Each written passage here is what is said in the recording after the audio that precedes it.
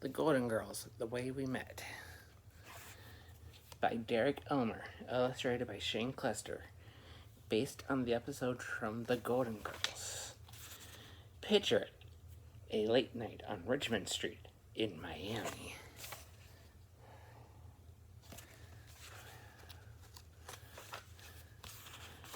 Three friends, Dorothy, Rose, and Blanche, sat around their kitchen tables. They had just watched a very scary movie, and now none of them could sleep. "At least we're not alone tonight," Rose said. "There's nothing than being wide awake and scared and by yourself," Dorothy agreed. "Oh, yes, there is," said Rose. "Being wide awake and scared and by yourself without a double fudge chocolate cheesecake in the freezer."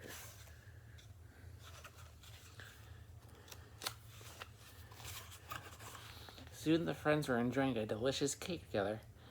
"I never used to do anything like this with my old roommates," said Blanche. "I didn't know you had roommates before us," Dorothy replied. "Oh, yes, two very eccentric old ladies," Blanche explained.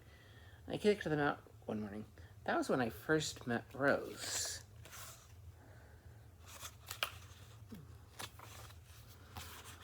Blanche had just hung up a flyer for new roommates in the local supermarket. Suddenly she noticed a woman with a cat. The woman looked sad. "Are you okay?" Blanche asked her. The sad woman was Rose. The new owners of Rose's apartment didn't allow pets in the building, and she wasn't about to part with her feline friend, Mr. Peepers.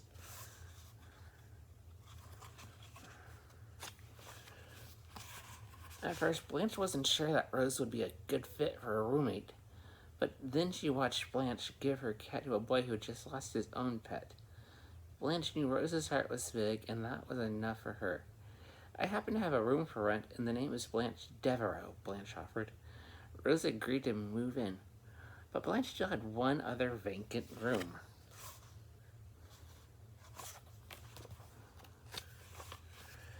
Luckily, a few days later, two women arrived at Blanche's door. They had seen her roommate flyer. "I'm Dorothy's Bornak," said one of them, "and this is my mother, Sophia, who lives at the Shady Pines retirement home." "Shady Pines is a prison," Sophia said bluntly. Even though Dorothy was convinced that her mother had made a bad first impression, Blanche offered them the available room.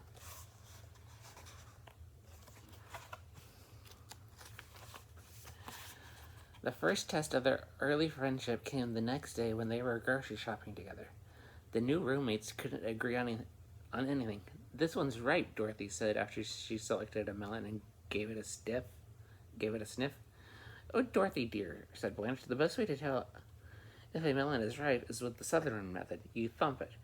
"Well, actually, roomies, I have the best method," Rose said, cutting into a melon and tasting it. "It works every time."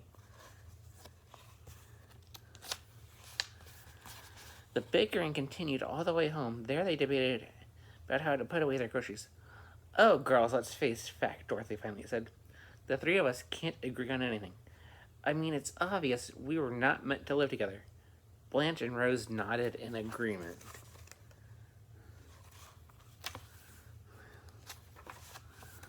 "This is exactly what happened during the Great Herring War," Rose said. She explained that the war had begun with a disagreement between two families that controlled the herring fishing off the coast of Norway.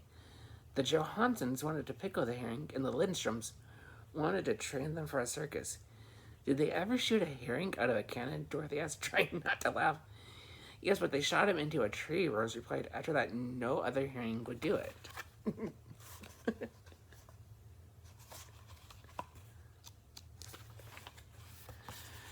Soon the three women were giggling. At that moment, they realized that maybe they could become great friends after all.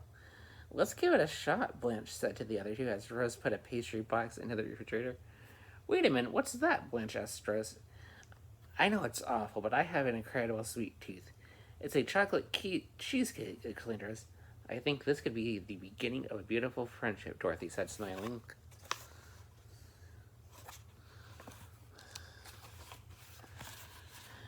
"I guess some things never change," Dorothy said after finishing her slice of cheesecake. "They sure don't. We almost finished the entire cake," Rose said. "Yeah, and it sure took my mind off that scary movie," added Dorothy. Suddenly, Sophia burst into the kitchen, giving them all a fright. Ma, that's not funny, Dorothy shouted. Laughing, Sophia went back to bed.